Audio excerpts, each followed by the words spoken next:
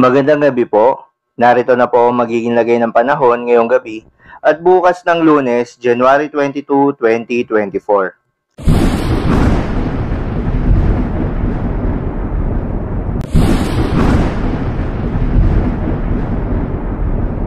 Sa kasalukuyan nga at ayon sa Pag-asa, Northeast Monsoon o hanging amihan pa rin ang patuloy na nakakaapekto sa Northern Luzon. Samantala, may low pressure area sa labas ng ating Philippine Area of Responsibility na nakakaapekto sa may bahagi ng Mindanao, particular na sa may Soc-Sargen.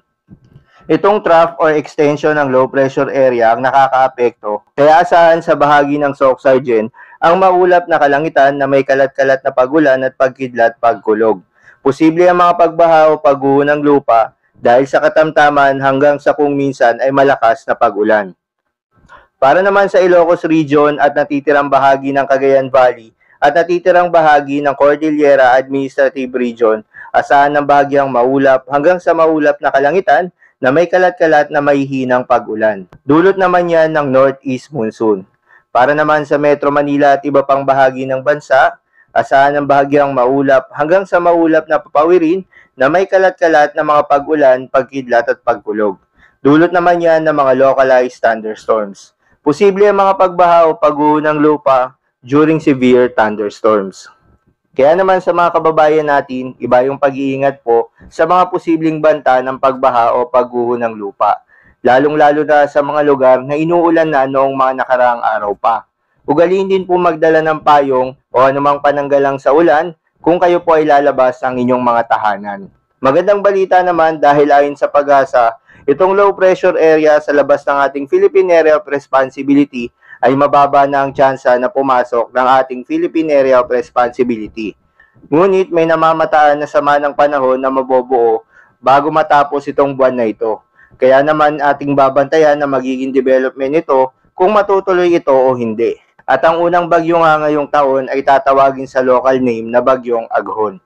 Para naman sa lagay ng panahon bukas ng Lunes, January 22, 2024 dito sa Luzon, asahan sa Cagayan Valley ang maulap na pawirin na may mga mahihinang pag-ulan.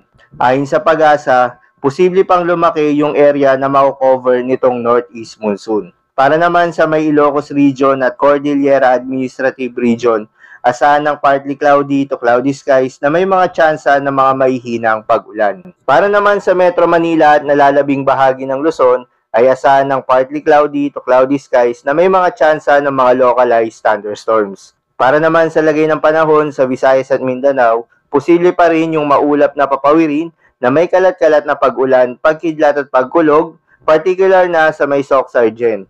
Dahil pa rin yan sa epekto nitong trough o extension ng low pressure area sa labas ng ating Philippine Area of Responsibility.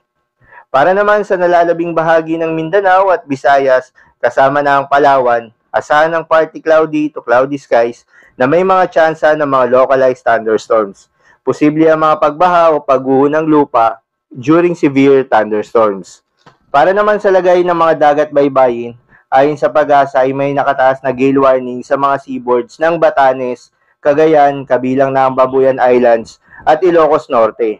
Kaya kung maaari ay huwag munang pumalahot yung mga kababayan nating mangingisda at yung may mga maliliit na sasakyang pandagat dahil posible yung maalon hanggang sa napakaalon na karagatan. So yun lamang po para sa lagay ng panahon ngayong gabi ng Linggo. Keep safe everyone.